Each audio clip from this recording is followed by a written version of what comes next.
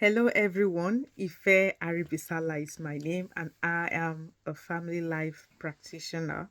Today, we are still on the big marriage question, which is why did you get married? So, beyond the I'm in love with this dude or babe, or he or she is my perfect spec, or the usual we are soulmates, there's usually an underlying reason or reasons why people get into relationships or get into marriage.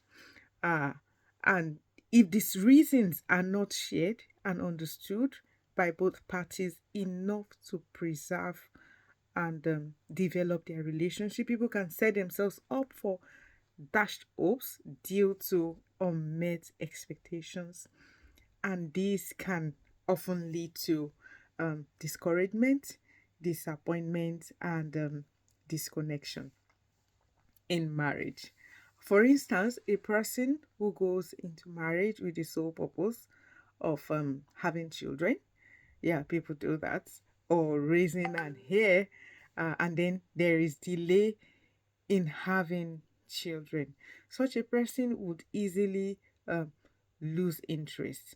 I'm actually not saying that it's bad to have such expectations, but for some people, that's just what they want. They just need to, due to some reasons or the other, what they're just looking for in this person is just to give me children, kind of. Yeah. So so if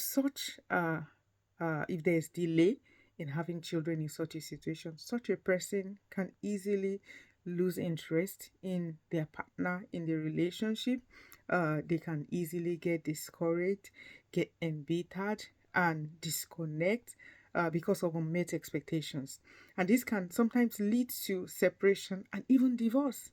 Um, there are, however, 1001 reasons why people get into relationships and marriages, and this can sometimes play out the same way, also leading to separation and sometimes divorce, and disappointment, bitterness, and all manner of stuffs. Sometimes these intentions also are hidden and selfish.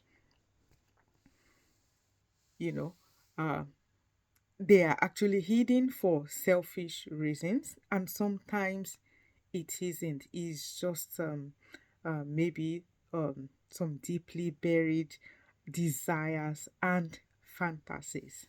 Whichever way, identifying these seemingly hidden intentions will help you understand the source of whatever disappointment you may be having in that relationship, or the reason or reasons behind the resentment you may be having for a spouse. So, after identifying your why, which is often a need you thought marriage will fill for you, but so far you are in this marriage or relationship, and this need gap is still there staring you in the face, it is time to take the bull by the horn and deal with it yourself, because if you don't, no one else will.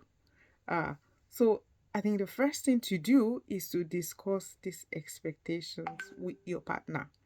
Have an open communication with them on your expectations. And if there's any you perceive from their end also, it's a good time to raise it.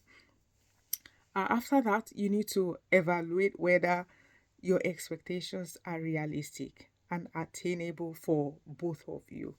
For instance, maybe as a guy, you love good foods and you marry this lady because she's a very good cook.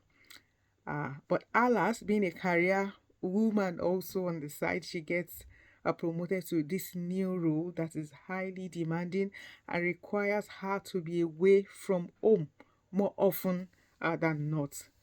In this kind of situation, you may need to evaluate if uh, her cooking your three square meals is attainable in this kind of situation. Yeah, realistically. Uh, as such, you will need to extend grace and understanding to your spouse.